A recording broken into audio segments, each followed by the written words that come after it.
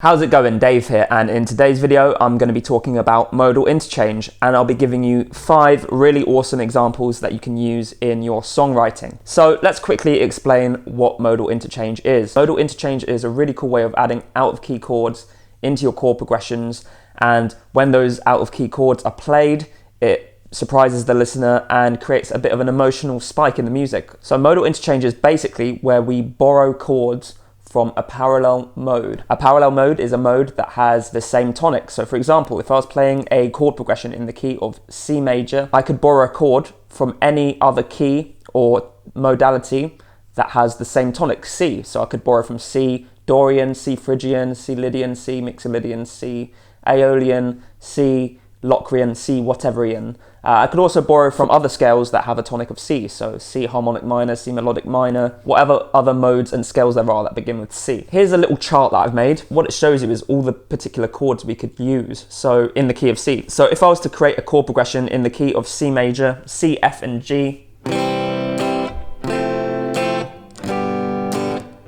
very simple 1, 4, 5, and I was to take the minor or Aeolian tonality and borrow a chord from that, I could potentially borrow D minor 7 flat 5, add that into my chord progression, and it would spice things up a little bit. So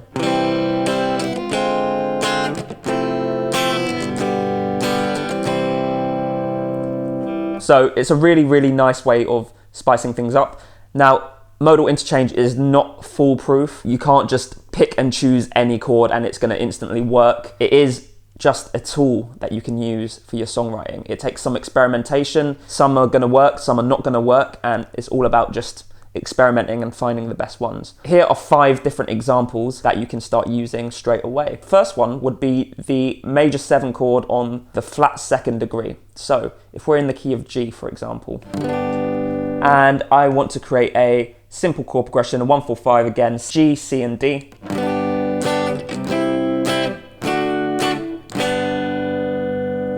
I could borrow the 2nd chord of Phrygian, which is A flat major, or A flat major 7. We can chuck that into the chord progression and it adds a nice little touch to the chord progression. This chord is also known as the Neapolitan chord.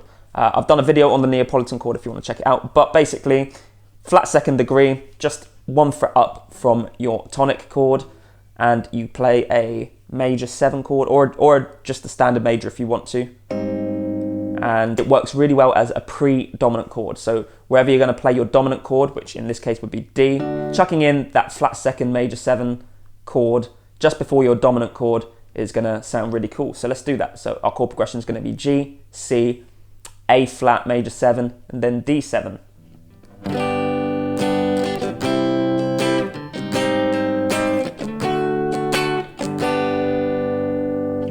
Awesome. Chord progression number 2. Now this is a very common one, and it is the 4 minor chord. So what we're doing is we're taking the 4 chord of our key and just turning it into a minor chord. And this is the 4 chord from the minor tonality. So we're playing in G major and we're borrowing the 4 chord from G minor. Now, very simple. If I was to play G, C, D, but replace that D with C minor, you get a really cool sound. So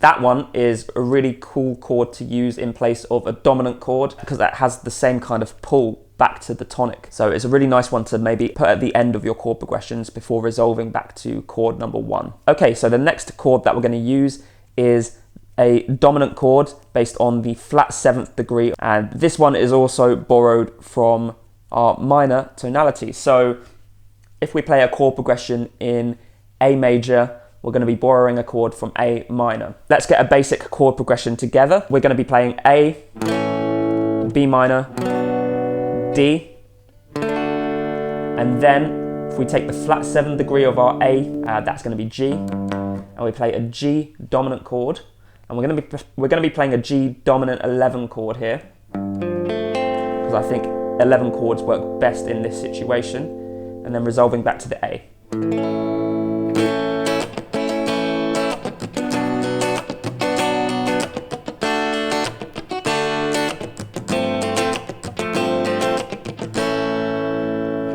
Now, the fourth modal interchange chord we're going to be borrowing from Lydian. So again, I'm going to make a very simple chord progression in the key of G major, G, C, and D. And that is in the key of G major. We're going to be borrowing the 4 chord from Lydian, which is a C sharp minor 7 flat 5.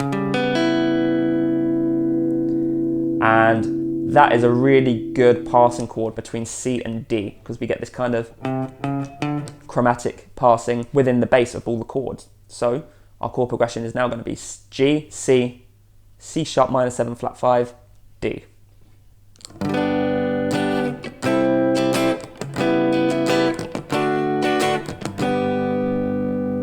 Works really, really nicely there. All you have to do is whatever key you're playing in, the sharp 4th degree, we play a minor 7 flat 5, and it works very nicely between chords 4 and 5 of your major key. Now, all the examples have been in a major key so far, so let's do this final one in a minor key. So we're going to be playing a 2-5-1 in the key of C minor, which is D minor 7 flat 5, G minor, and C minor 7.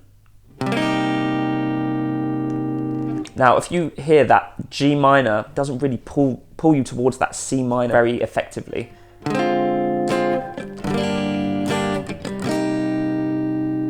So we could maybe borrow from C harmonic minor rather than C minor, and the 5 chord in C harmonic minor would be a dominant 7 chord. And that chord pulls you towards the C minor a lot more effectively. So let's hear how that sounds. It's a small change, but works really well. So those are your 5 modal interchange chord progressions.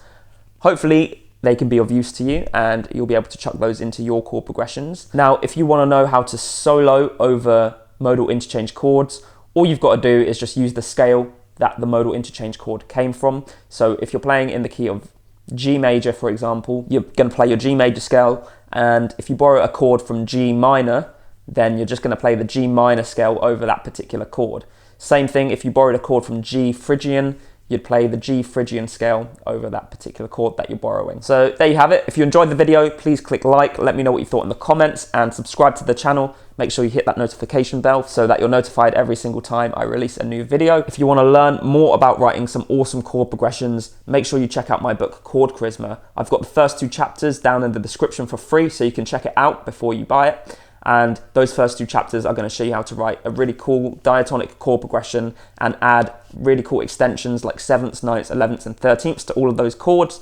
I've got chord shapes for all of those particular chords, and that's going to make your chord progressions sound that much more snazzier and more sophisticated and a little bit jazzier, I guess. So if that sounds interesting to you, make sure you head down to the description. It's completely free, the first 2 chapters of my book, and I'll see you in the next video.